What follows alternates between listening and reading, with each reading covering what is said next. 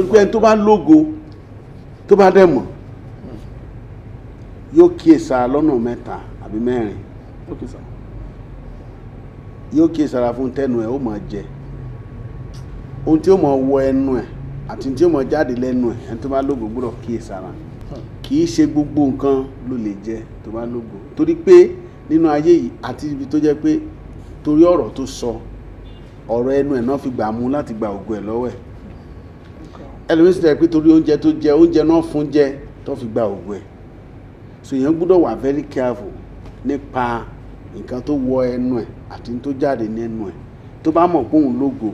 Ṣùgbọ́n tí ò bá mọ̀ pé òun lógo, ẹ rí i pé ìlépa a máa mú kéèyàn sọ ògo nù gbà míì. Nítorí pé ìyàtọ̀ tó wà ń bẹ̀ ni pé ìlépa wà fún ìwọ àti ẹbí rẹ. Ògo ìṣèwọ nìkan tó ń pè lógo, òun nìkan kọ́ ló ní. A fún lógo ní ṣe rí pé ògo dàbí iná tí a tàn. Ẹ jọ̀ọ́ tí ẹ bá wà nù compound yín, ẹ máa gbọ́ o, ẹ wà nù compound yín àbí ẹ̀yin lẹni ilé tẹ́ ń gbé, wọ́n wá múná lọ, ẹ wá tan generator yín. So possible kó jẹ́ pé ẹ̀yin nìkan lẹ́mọ̀ lò náà yẹn? No, kò possible, sir. Kò possible, sir. Tẹ́ ẹ bá tan náà ta, àwọn tó ń kọjá lọ wọ́n á ríran bẹ̀. Bẹ́ẹ̀ sir. Kòkòrò gan á fi náà yín ríran. Bẹ́ẹ̀ sir. Anybody tó kó lè máa kọjá lọ á fi náà yẹn á fi ríran. Then àwọn tó wà ládùúgbò kò fóònù wá pé àwọn fẹ́ kẹ́ bá wọn charge ẹ̀. So bí ògo ṣe rí nìyẹn, àyànmọ́ ni pé ìwọ kọ́ ló ní, àyànmọ́ ẹ wá láti ọ̀run ni pé kí ní gbúdọ̀ ṣẹlẹ̀, ṣùgbọ́n èèyàn lè yà kúrò ní ọ̀nà àyànmọ́ ẹ̀.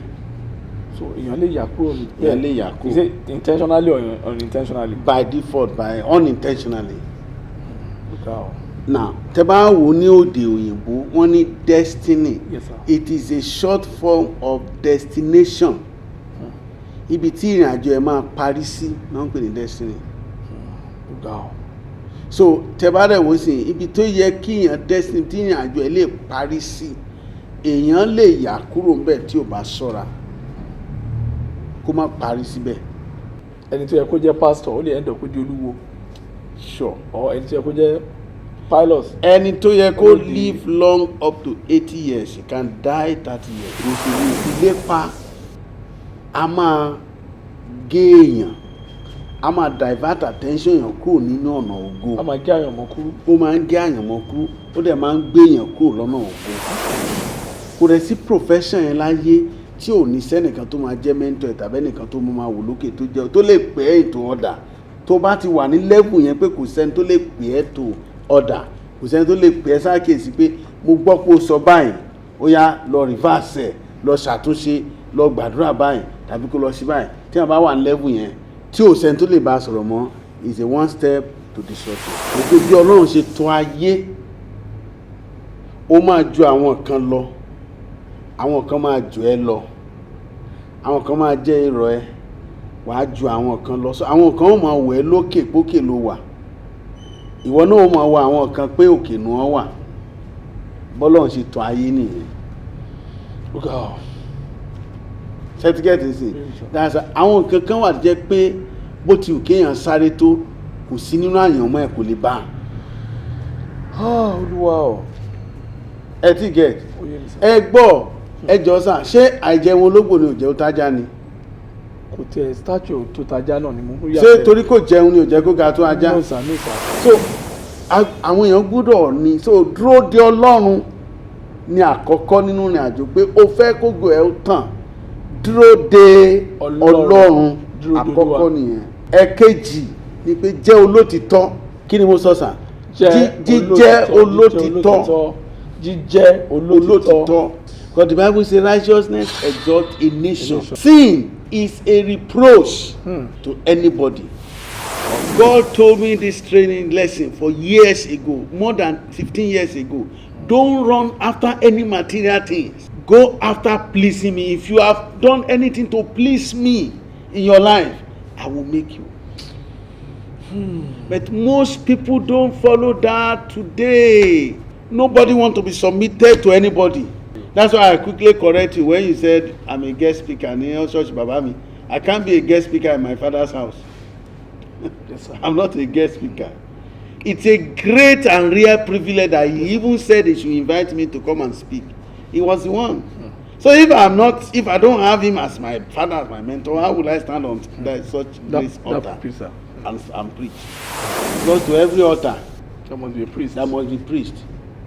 Money, who is your priest? Money, we are the priest. And then who is your member? If you have altar in your house, who is your priest?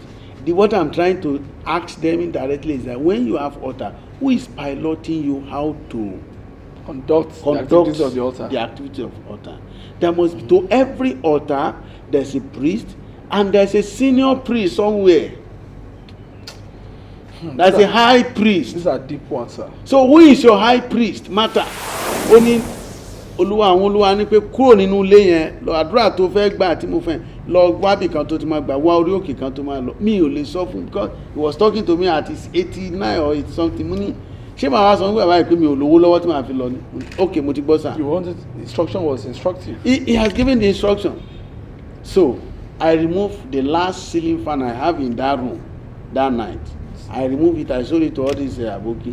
He bought it for 1,500. What kind of a very terrible situation is that? And I took the step. I went. Torí òkè. Mo lọ sí orí òkè tán ni lọ. Okay o. Ayé ò lè lè. Ọjọ́ tí mo dórí òkè yẹn, ọjọ́ yẹn gangan ni ọ̀run sí. Ọjọ́ yẹn gangan ni mo rúgba lọ ẹnìkan fún mi lówó tí mo fi gba lé mi. Ọ̀sẹ̀ kejì ẹ̀ náà fún mi mọ́tò nu iṣẹ́ lọ. Till that day, heaven purpose. If I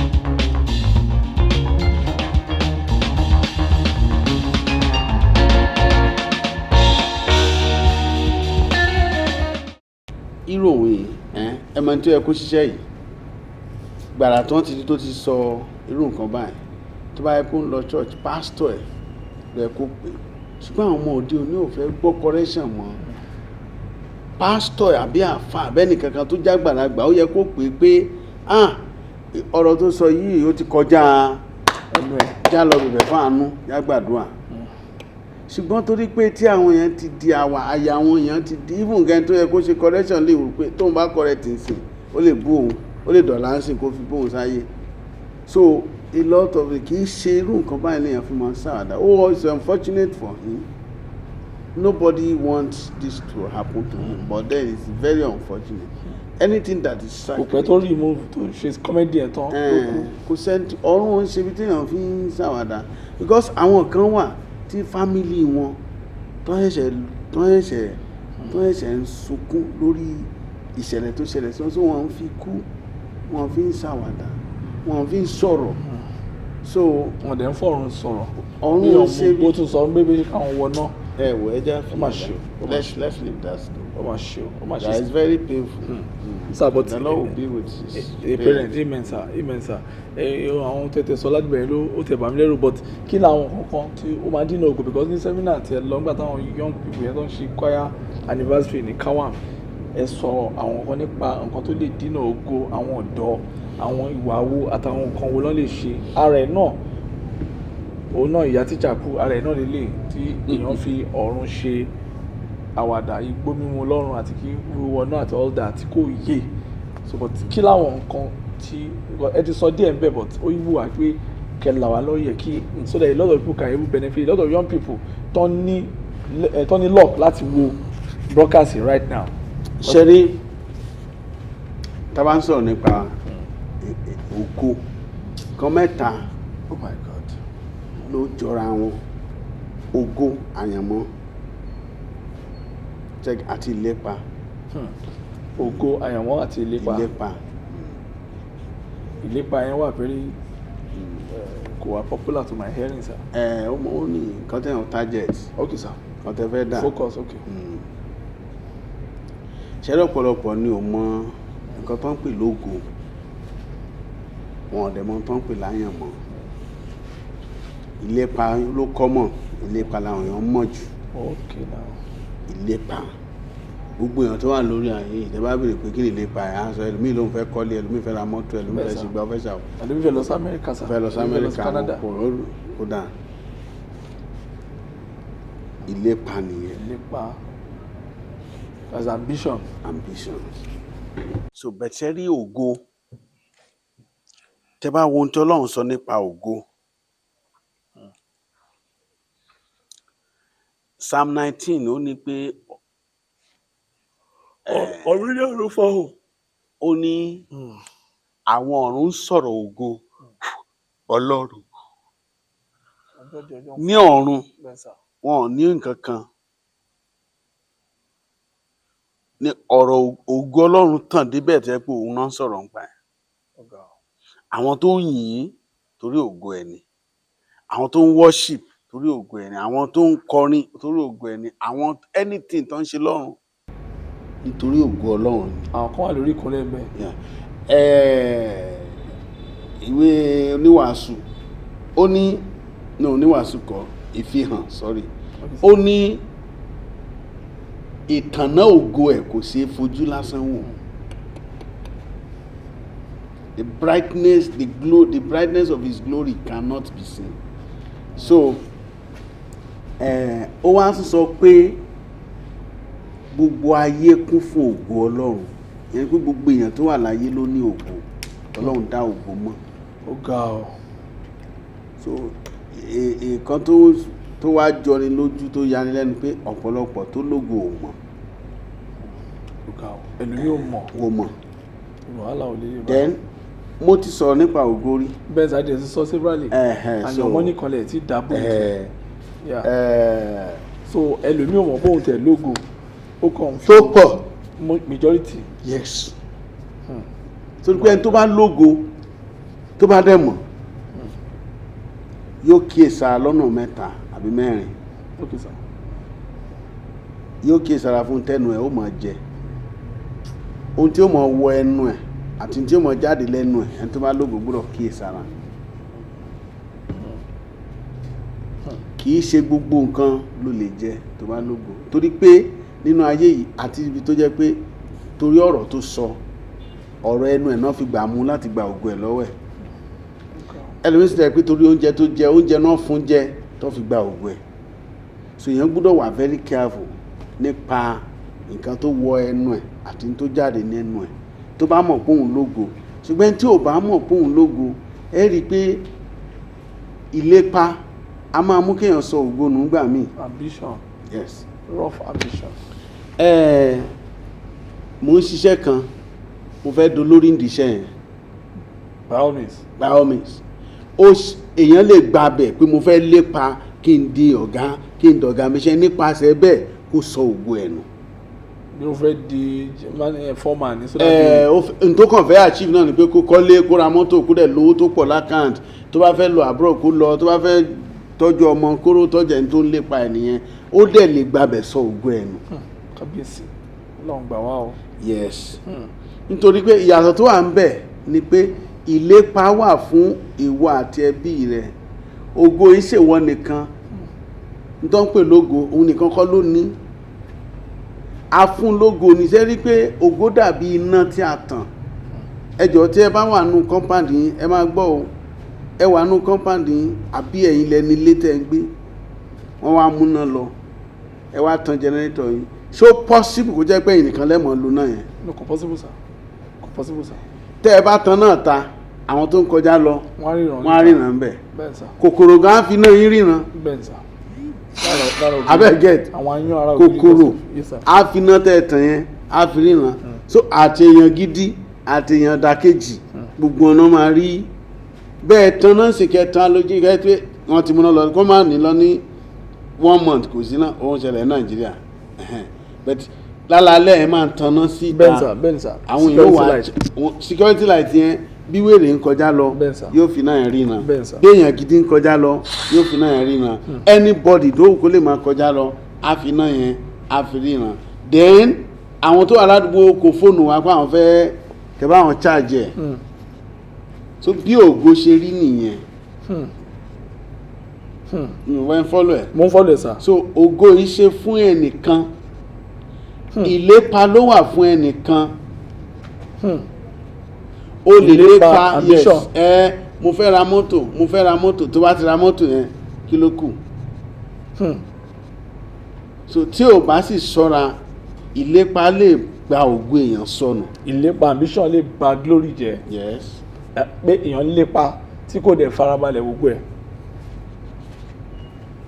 so ìlépa lè ba ògo ó lè gba ògo lọ́wọ́ èèyàn then téèyàn bá ń sọ pé tóun lépa tí ò bá ṣọ́ra ìlépa máa mú kéèyàn yà kò ní ọ̀nà ògo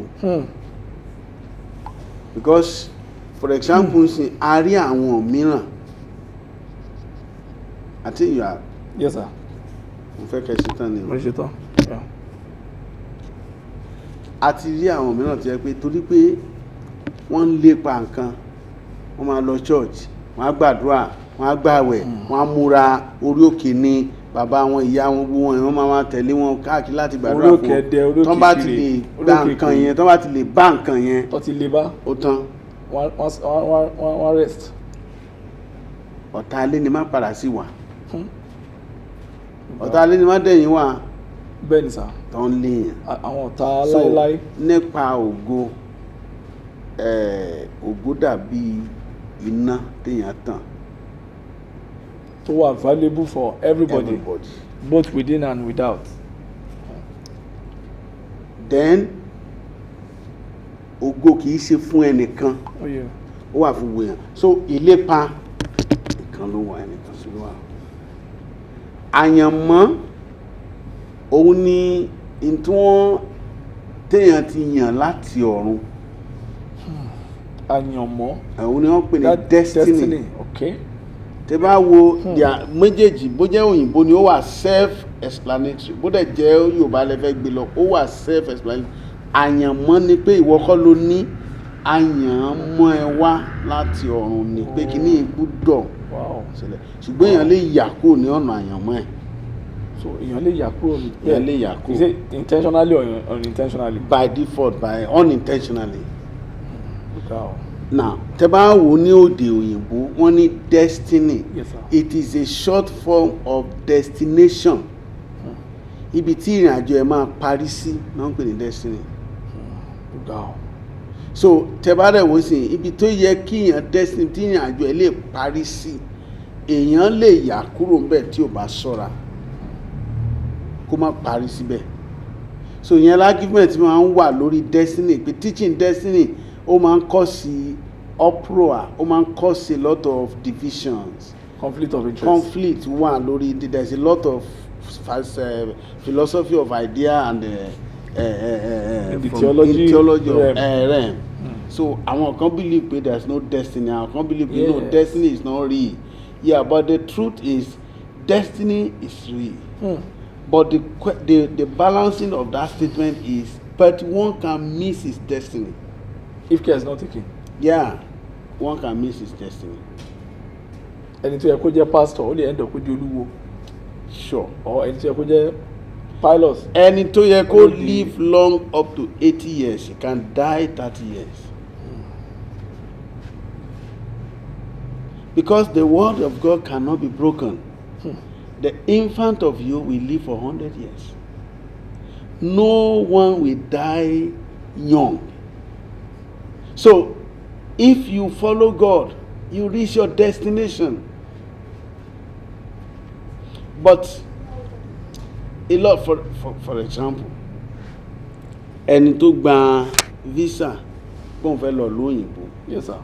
Ẹjọ́ tó bá lọ yẹn ó ti parí ìrìnàjò ẹ̀ síbẹ̀. No. He's expected to go and come back to his country. After rest, go back again. Come back, go back, come back. Bẹ̀tẹ̀ ẹlòmíì dọ̀hún ìgbádùn ayé jẹ́ kó gbàgbé ilé. Ẹlòmíì dọ̀hún ogun ayé block ẹ̀ mọ́hún tí ò lè padà wálé mọ́. Ó lọ́mọ ńlé kò lè padà wálé mọ́. Ó níyàwó ńlé, ó lọ́kọ ńlé kò lè padà wálé mọ́. Torí kíni? Torí pé ìdá ogun ayé àbí ogun àfọwọ́fà ó ṣe kíni? Ó block ẹ̀ mọ́hún. Wáyé ò lè lé bá ìtọ́rọ̀ lọ. So destiny kọ́ ni pé kó lọ kó fi gbogbo nǹkan tó ní síbí kò fi sílẹ̀ No. àti ẹbí àtàrà àti ilé àtọ̀nà pé kó gbàgbé kó sọ ilé nù. kì í ṣe destiny nìyẹn.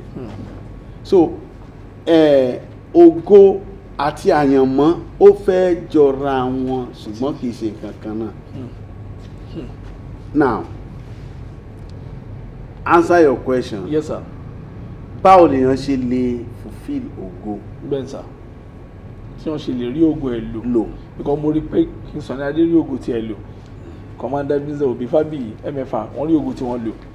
Even Sashina Peters Akanbi òun náà rí ògo ẹ̀ lónà ayé ìsà ká máa sọ àwọn míì bẹ̀tẹ̀ àwọn míì wà tó yẹ pé ibi tó dé lóògùn ẹ̀ lò ẹlòmíì kan lọ lé lásìdẹ̀n ẹsẹ̀ kan ó dẹ̀ lọ níbi 40 nínú ìṣẹ́ ẹlòmíì kan mọ ti kiri tó fi kú kí ló ṣẹlẹ̀ sàn tí gbogbo ẹ̀ ríra ọ̀ràn àwọn bẹ́ẹ̀ ẹlòmíì head of band wọ́n dẹ̀ dájú òkú bí kò máa lu sakara ẹ̀ tó yẹ kó máa kọrin. Cherry mo sọ fún yín pé ìlépa ambition ó máa ń jẹ́ kéèyàn sọ ògo ẹ̀ nù ó dẹ̀ máa ń jẹ́ kéèyàn sọ àyànmọ́ ẹ̀ nù ó máa ń ìlépa máa mú kéèyàn yà kó lọ́nà àyànmọ́ torí pé ìlépa ẹ̀ jẹ́ kéèyàn dúdọ̀ lọ́hùn. dúró di àsìkò Ọlọ́run. No, ìlépa kì í jẹ́ kéèyàn dúdọ̀ lọ́hùn. Is a major enemy to glory activation. To glory achievement and destiny fulfillment. Okay sir. Okay, you don't achieve destiny, you fulfill destiny. It is only glory that you can achieve. Ó ga o. Ṣé get it? But ìlépa máa ń jẹ́ kí okay ẹnìkan ẹ máa já wo ìlépa ní o. Ó ń lọ sí Ìbàdàn expressway. Tó bá ṣe àwọn tó ṣẹlẹ̀ sí àfihàn wọn mo kàn fẹ́ fi sọ̀rọ̀ ní o. Ó ń lọ sí Ìbàdàn ó wá gba ọ̀nà express. Ó ń drive. Yes sir. Ó fẹ́ tètè débi tó ń lọ. Yóò sábíà bí 100 or 80. The speed between Ibadan and Lagos is maximum 60, 100. No, okay, 60 80, km per hour. Yeah, 80. 100. Yes. Maximum 100. But torí pé ó ń lépa bí tó fẹ́ tètè dé yẹn ó ti wọ 160. Oh my God, Jesus Christ. So 160 yẹn ló ń bá lọ ó kàn gbọ́ póò lẹ́gbẹ̀ẹ́ kan ló lọ wò. Ibi tó kó bá nìyẹn. Jesus Christ.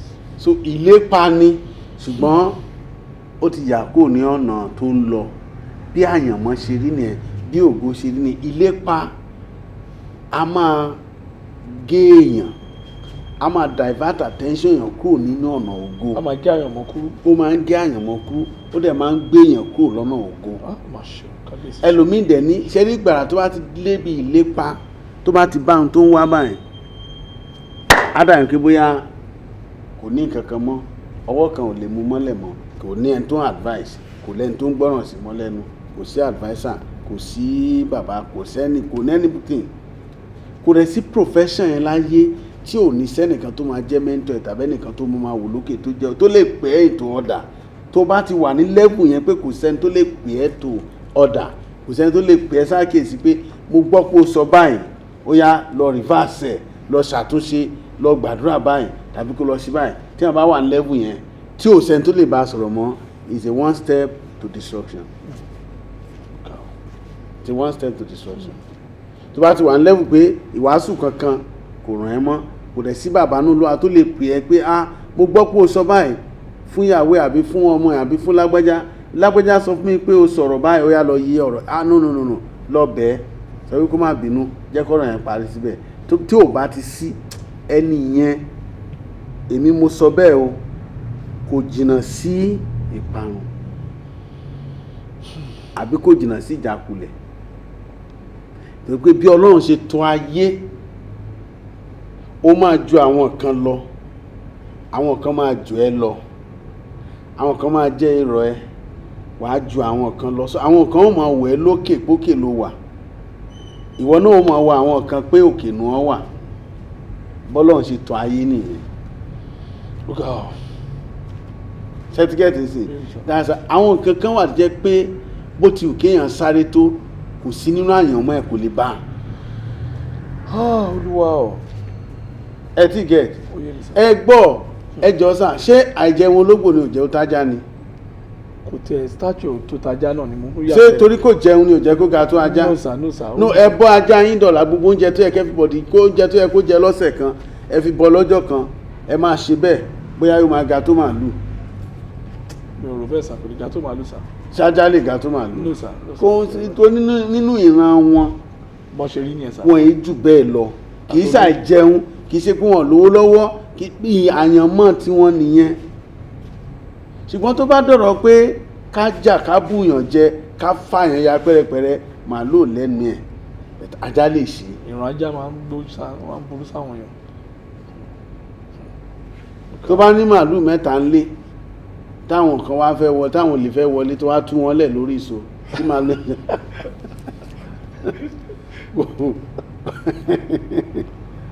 ẹ ti gẹ̀ẹ́dì sí tú àwọn màálù yẹn lẹ̀ torí wọ́n tóbi dáadáa. wọ́n máa wò ní sà bí zombi ní sà. bẹ̀ tó bá lájá mẹ́ta ń lé. jagoko ni ẹ sà. so nǹkan tó ń pè ní destiny nǹkan tó ń pè lógo nìyẹn ògo ajá ni kó búyàn jẹ kó gbó kó halẹ̀ mọ́yàn kó halẹ̀ mọ́ ẹmọ tí màálù ní tiẹ̀ ògo màálù lẹ́ran tẹ́ ẹ̀ bá ti pa màálù kò sí patí ẹ̀rú ẹ̀ tí ìrógò ẹ̀ kò tí ìrógò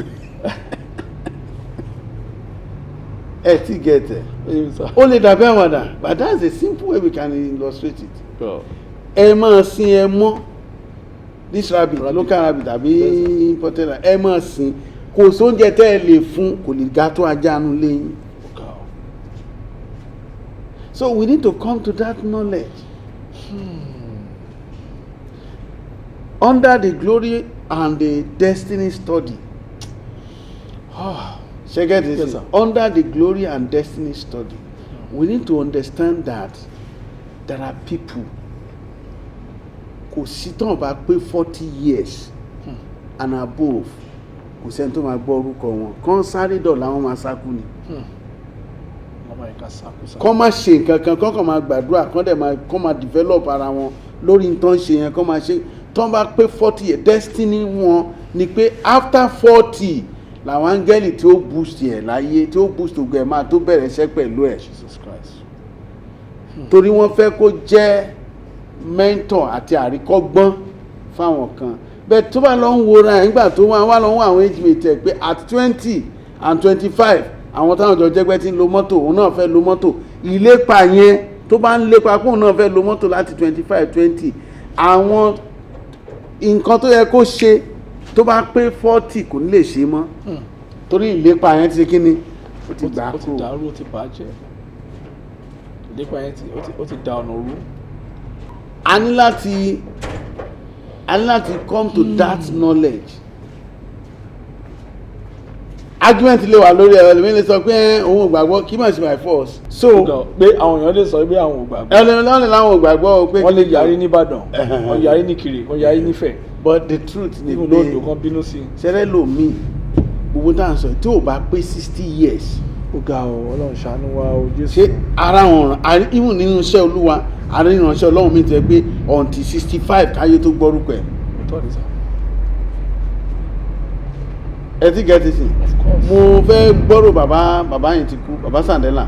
Yeah, bàbá tó kú. kí mẹ́ni tó mọ is over 80. Over 80 years and I think he passed away over 100. Over 100. Yes. Gbogbo àwọn tó ti bẹ̀rẹ̀ tó ń fi pa àwọn ti rè wọ́n ti lọ wọ́n ti àtẹ̀gbúrò wọn mọ́ bẹ̀tì bàbá at 70 80 ló ṣẹ̀bẹ̀ sí àwọn èèyàn ṣẹ̀bẹ̀ sí wọn pé ẹnjẹ́ bàbá Sandela mọ̀ ṣe at 100 ọgbà àwọn wàásù àwọn èèyàn wọn pé bàbá ò lélẹ̀ ìgbà ìlú gbọ́ ẹ bẹ́ẹ̀ sí ní tàn. Tó bá ń lépa nǹkan táwọn ẹgbẹ́ ẹ̀ ń lépa nígbà tó ń lépa bàbá Oyèlámì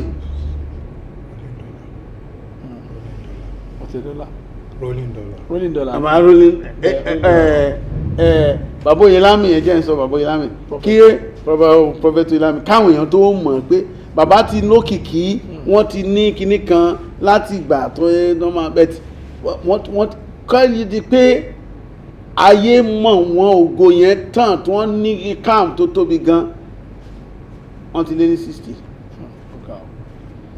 wọ́n ti lé ní 60 torí pé wọ́n máa pẹ́ láyé wọn ò tètè ní ire yẹn wọ́n gbìyànjú ẹ o kì í ṣe pé wọ́n ní nǹkan kan kì í ṣe pé bí ń pa wọ́n o ẹ má misquote mi o kì í ṣe pé bí ń pa wọ́n kì í ṣe pé wọ́n ní nǹkan kan kì í ṣe pé kì í dẹ̀ ṣe pé wọ́n lánàá 18 wọ́n lánàá 18 wọ́n dẹ̀ ń bless àwọn èèyàn ṣùgbọ́n kí ire yẹn tó yá wá bí òjò bí ire tó di pé wọ́n lè máa fúnyàn ní pé wọ́n lè fúnyàn mọ́tò 5 lójúmọ́ wọn ní feeling ẹ̀ ẹ ti get it sí so kì í ṣe ìgbà tó wà ní 40 years old kì í ṣe ìgbà tó wà ní 30 years old kì í ṣe ìgbà tó wà ní 50 so àwọn èèyàn gbọ́dọ̀ ní so dúró de Ọlọ́run ní àkọ́kọ́ nínú ìrìn àjò pé ó fẹ́ kógo ẹ̀ ó tàn dúró de Ọlọ́run àkọ́kọ́ nìyẹn ẹ̀kejì ni pé jẹ́ olótìtọ́ kí ni mo sọ sà jíjẹ́ olótìtọ́ jíjẹ́ olótìtọ́ olódodo being righteous. Be righteous. Because the Bible says righteousness exalts a nation. Sin is a reproach to anybody. Yeah. Sin is a reproach to anybody. That is a Proverbs chapter, I think Proverbs 14.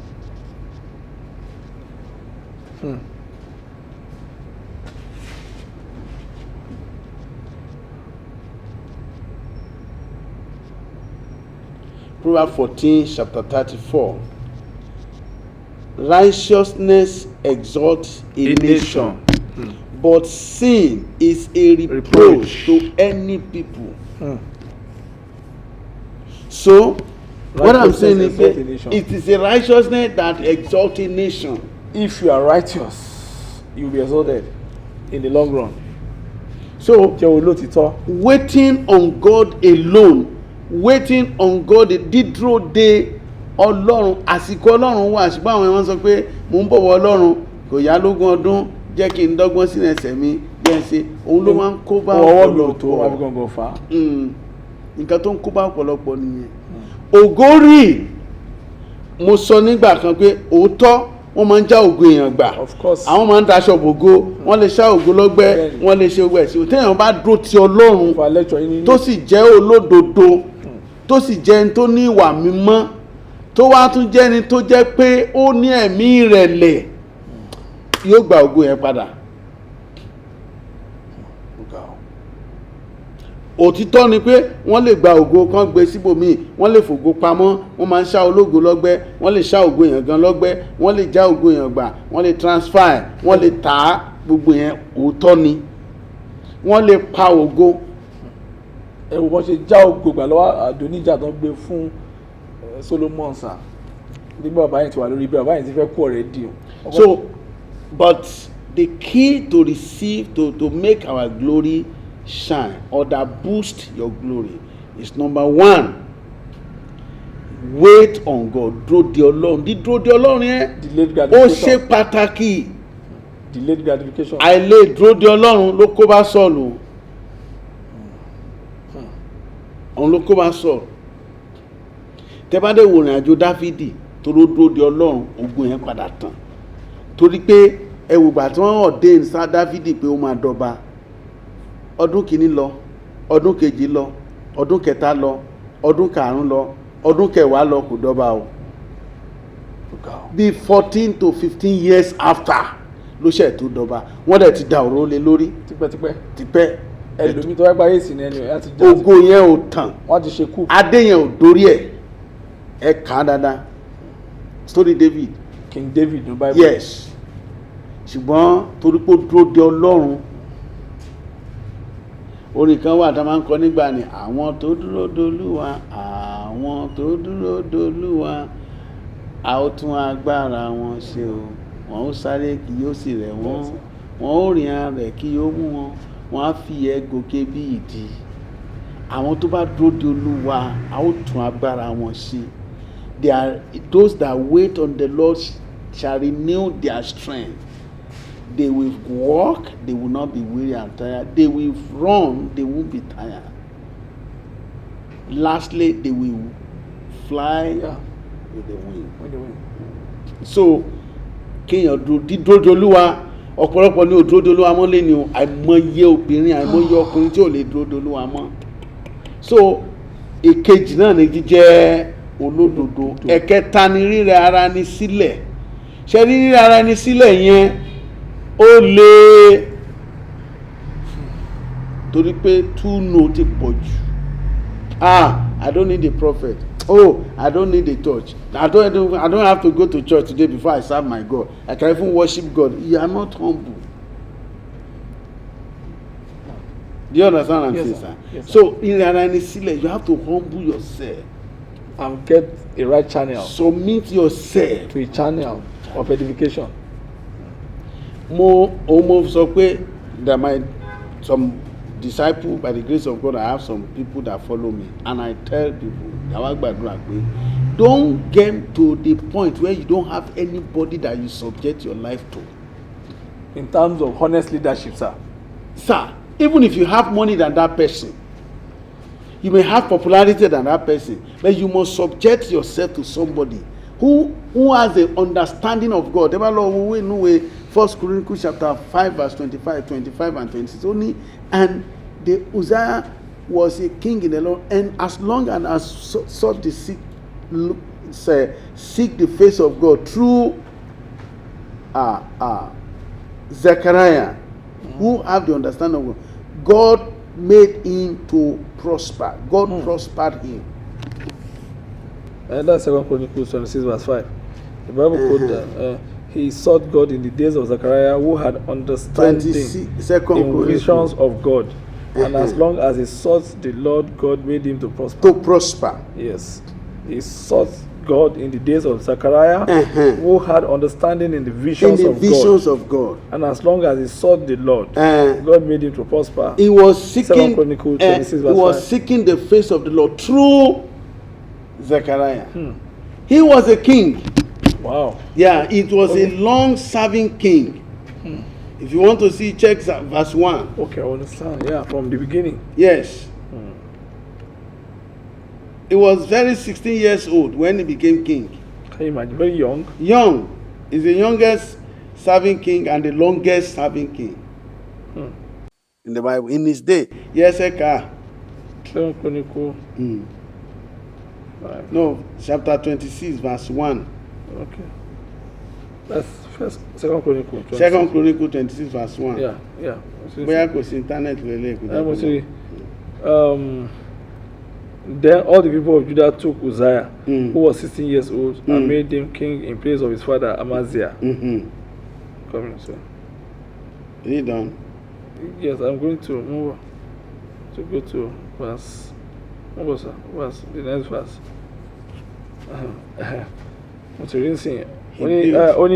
Then all the people of Judah took Uzziah, who was 16 years old, and made him king in place of his father Amaziah. He was the one who rebuilt Elat and restored it to Judah after Amaziah rested with his ancestors. Uzziah was 16 years old when he became king, and he reigned in Jerusalem 52 years. 52 years.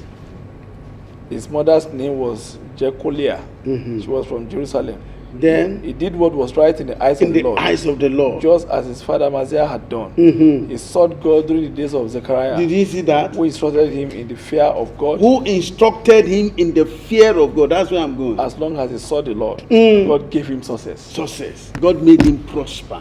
King James Version used prosper.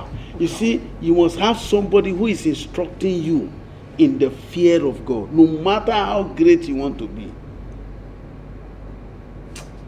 Gbogbo àwọn leader tó wà lókè, you may think why Bishop Adepo we reference Baba Adeboye till tomorrow. Ṣówó ni òní? Ṣé popularity ni òní? Even richer than Baba Adeboye. He might be richer than Baba. He's richer than Baba Adeboye because Baba Adeboye does not own that church. He owns his own church. So that is the principle of life. But unfortunately, the youth of today they ignore that principle. I'm not sure. Not only the youth, àwọn àgbàlagbà mi non community blunder yẹn o. Because some people are all in law in their family, is all in law, all the money is making, everything, his wife, his children is all. Is the lion, is the tiger, is the elephant, is the cow, is everything of his family. Nobody can correct him. God. And at that time, every man that comes to that point is treading on the dangerous path. So, God. You ask how can someone fulfill his glory? Yeah, these three. And things that destroy the path of glory. It's the opposite. Yeah. It is easy to hear that one man shall ogulogbe, one man shall ogugba. But when it comes to what do you do to fulfill your glory? Yes, the responsibility is majorly lie on us. Prayer is the last one. Prayer is the last bus stop. Is the last one. Oh yeah. Yes, The first one is waiting on God. The second one is live a righteous, sanctified, holy life. The third one is humility.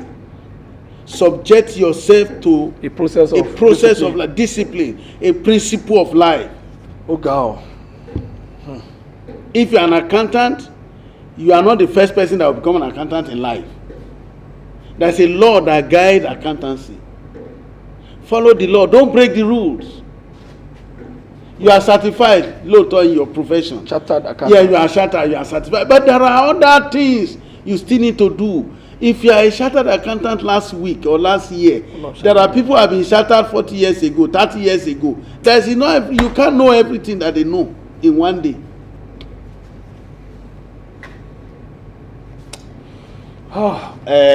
Lẹ́nujọ́ mẹ́ta yìí. One of my, I don't like using that word. It's not bad, okay.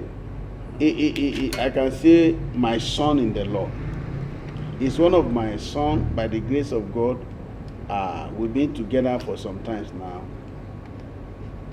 Okay, his mother were very, very close to me, and he gave me a gift. Now, that gift was very expensive gift. And the day they brought the gift, I didn't talk. I saw one of the other young minister of God, and people around me were congratulating me. They were saying, "Daddy, it was a car." People were saying, "Daddy, congratulations, Baba." So he comes. So one young minister of God came, who dropped out. He couldn't finish Bible school. He has not had any church. He has nothing to show for his his activities in life. In fact, he called himself apostle. Oh my God, apostle without direction, sir. He says he's a pastor, he's an apostle. Wow. So he lives around. He just passed, and he said, "Man of God, how are you?" I said, "I'm fine." He said, "Which one be this one?" I said, "This one." Nah, God just provide. He said, God provide this one for you. I confess that grace. I connect with you. And he hold my hand. Say, I hold your hand. I'm receiving my own next month.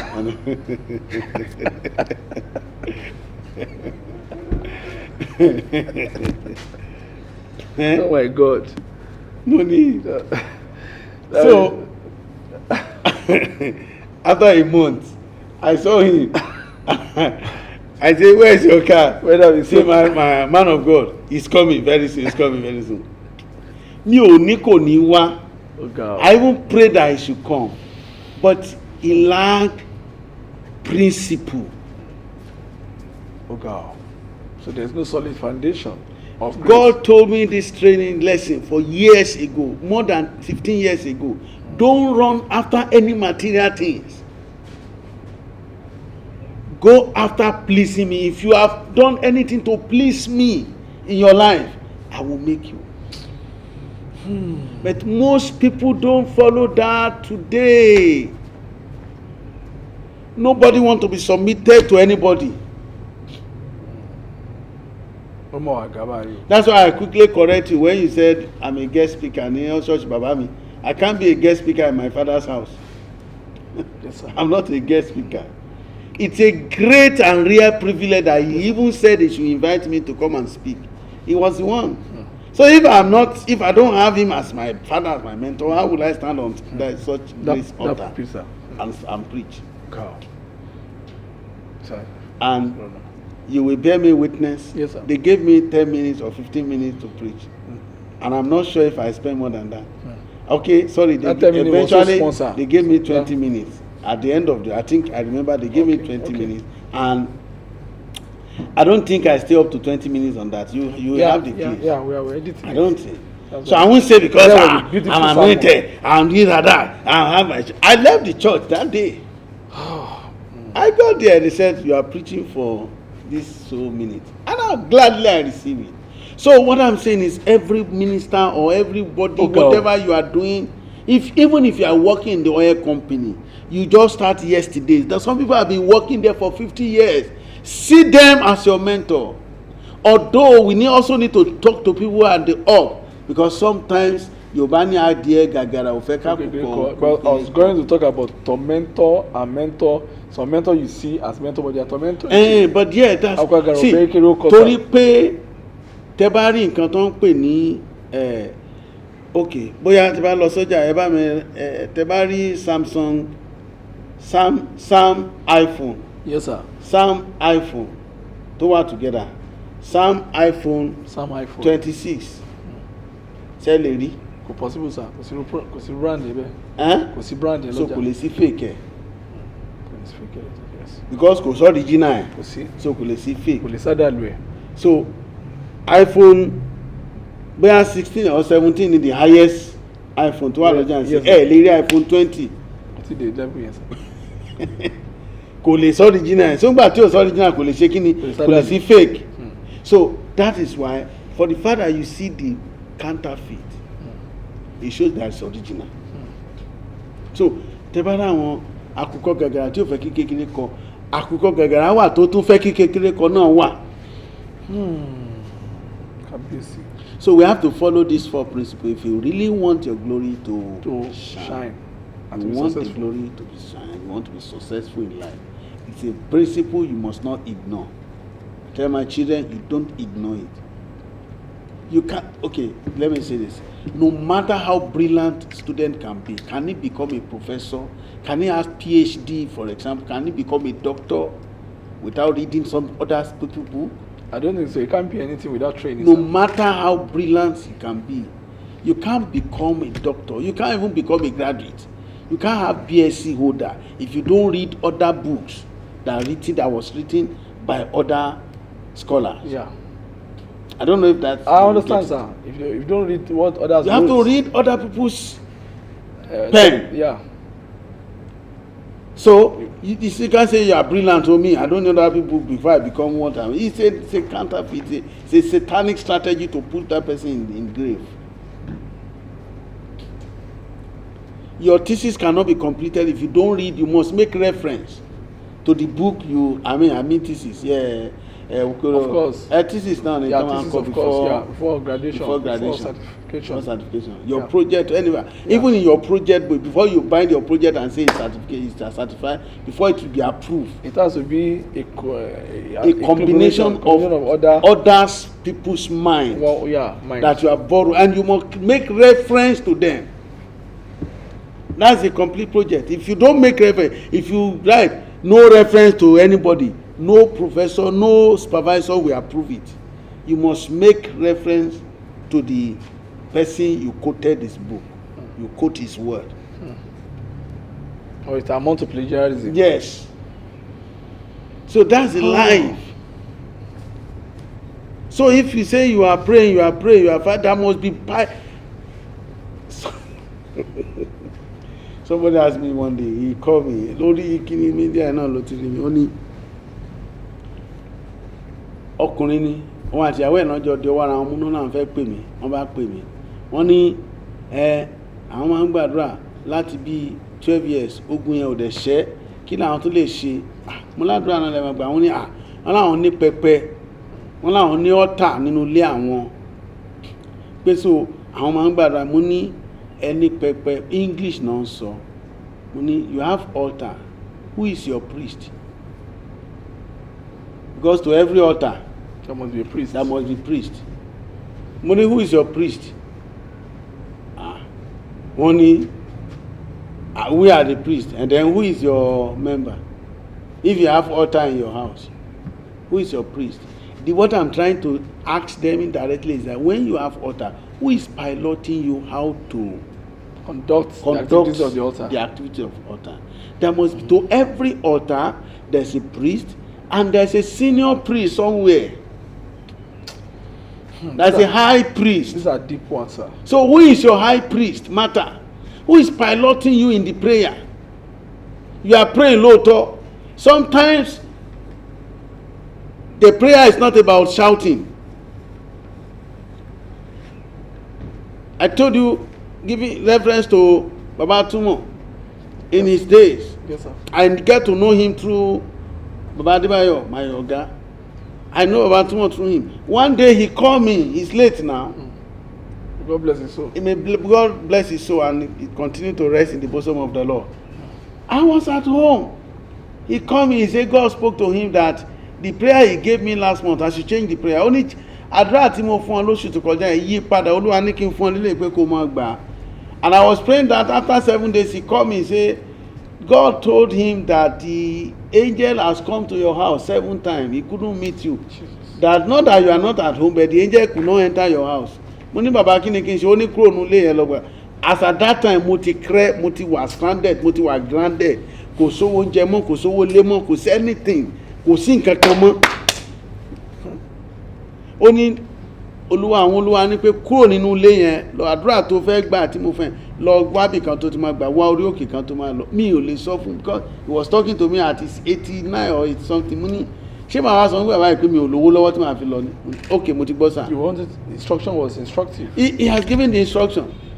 So I removed the last ceiling fan I have in that room that night. I removed it. I sold it to all these aboki. He bought it for 1,500. What kind of a very terrible situation is that? And I took the step. I went. Torí òkè. Mo lọ sí orí òkè tán ni lọ. Okay o. Wáyé ò lè lè. Ọjọ́ tí mo dórí òkè yẹn, ọjọ́ yẹn gangan ni ọ̀run sí. Ọjọ́ yẹn gangan ni mo rúgba lọ ẹnìkan fún mi lówó tí mo fi gba lé mi. Ọ̀sẹ̀ kejì ẹ̀ náà fún mi mọ́tò nu iṣẹ́ lọ. Till that day, heaven open. If I not left for me alone, I will keep fasting and binding. Keep fasting and binding. Keep fasting and binding. But one instruction, the fasting and prayer you are doing, change it. After some time, the fasting and prayer I gave you, don't do it in your house anymore. Go and look for one mountain to do it. Instruction. As at that time, Baba Tumo was a high priest to me. I'm a priest. Do you understand? I'm a priest. This is too deep, sir.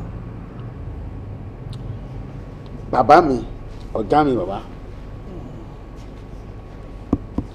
Tẹ́ bá wa góòsì.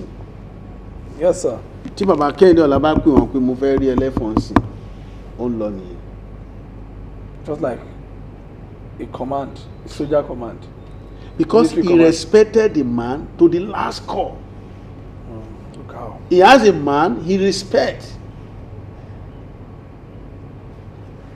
Bàbá kan wà ní Ìkòròdú, mi mọ̀ bóyá mọ̀ wọ́n.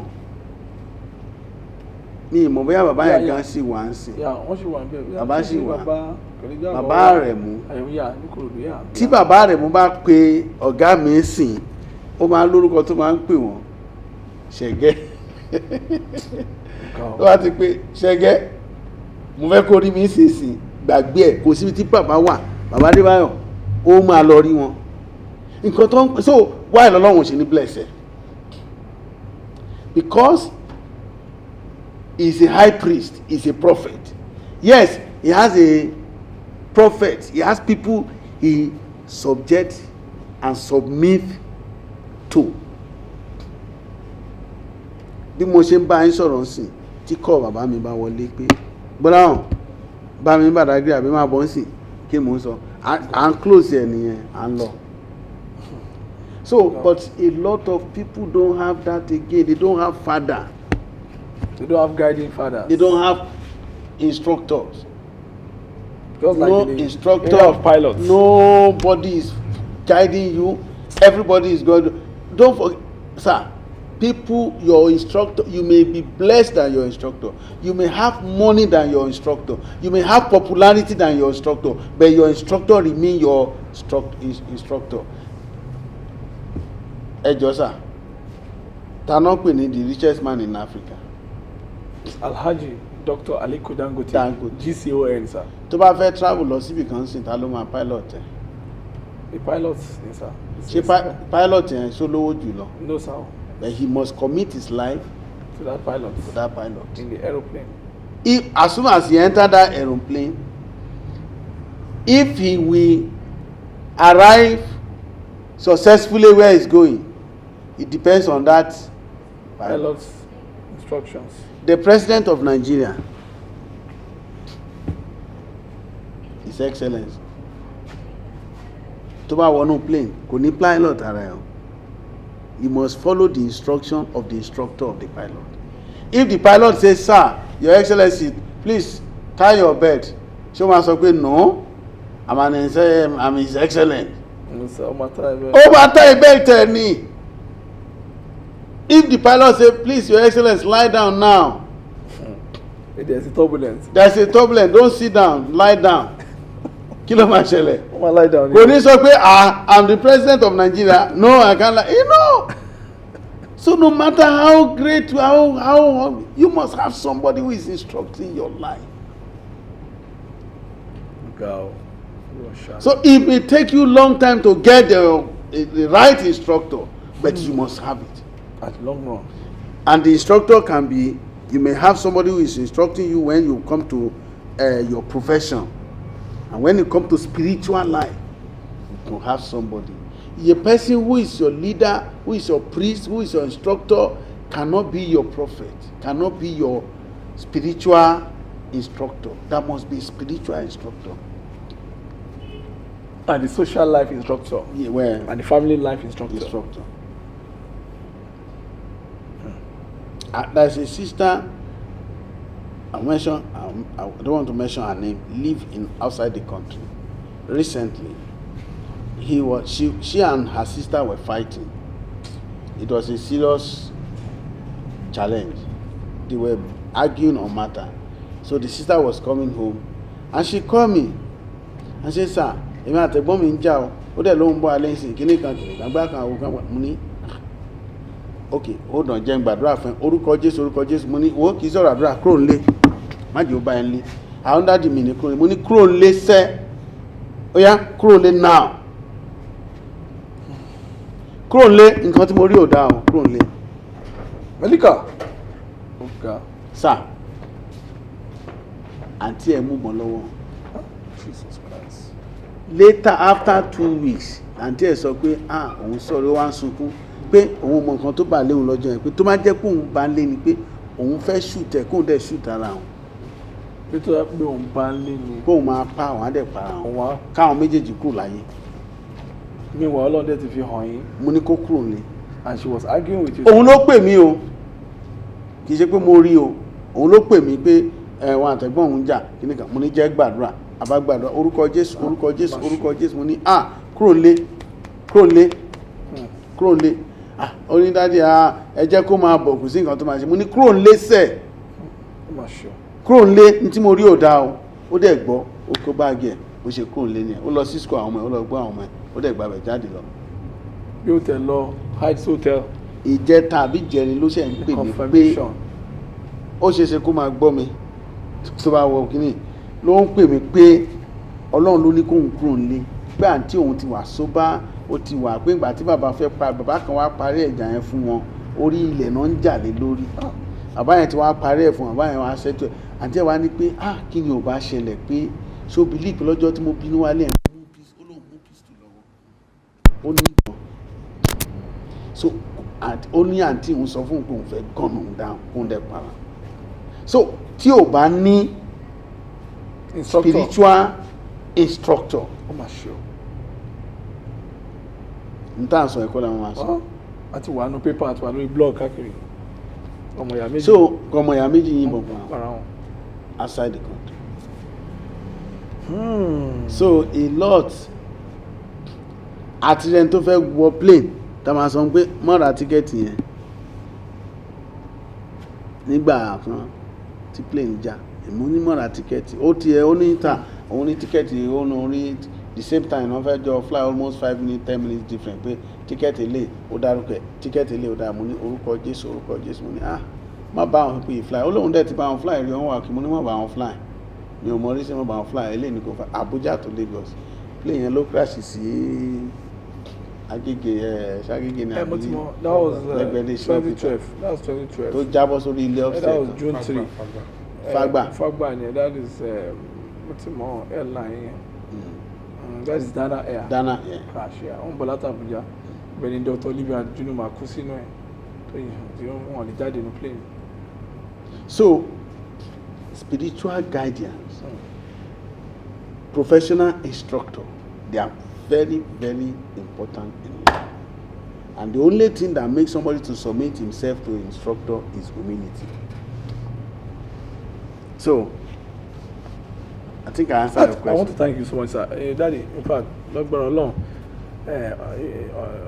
ọgbọ̀n yín ò ní bàjẹ́, ọgbọ̀n yín ò ní tán lórúkọ Jésù, ẹ̀rí mọ́ ní dágbére fún yín because we learned so much from this illustrious education, and it's very, very refreshing to the mind. Very, very deep indeed. I've never had some of those things I've had, but I know a lot of people are also victims, and if only they can look into and they can sit through the lines, they will become victors eventually. In February, there is this dicey nípa àwọn ọmọ ológo tí mo kọ́ fi gbé bẹ̀rẹ̀ yẹn pé when they die and all that, you ask yourself, and I want you to help me, sir, and help a lot of people, not only us. What's the role of the mothers?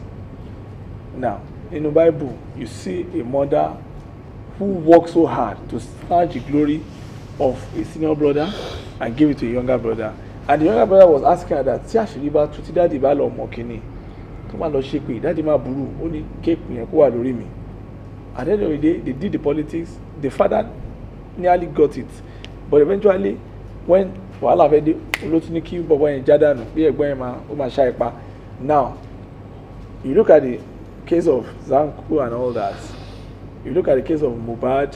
The mother have left the father to go and marry another man, had children there. When they reconciled, it was all about money, about finances, about emotional disparities and all that.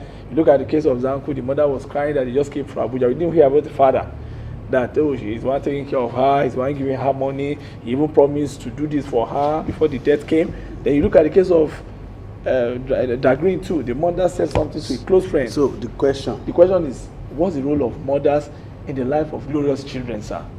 So that the mother is... Yes, sir. I'm very sorry, sir. No problem, sir. I will gladly answer it. God bless, briefly. God bless, sir. Without missing one word and without sense of argument. Okay, sir. There are two people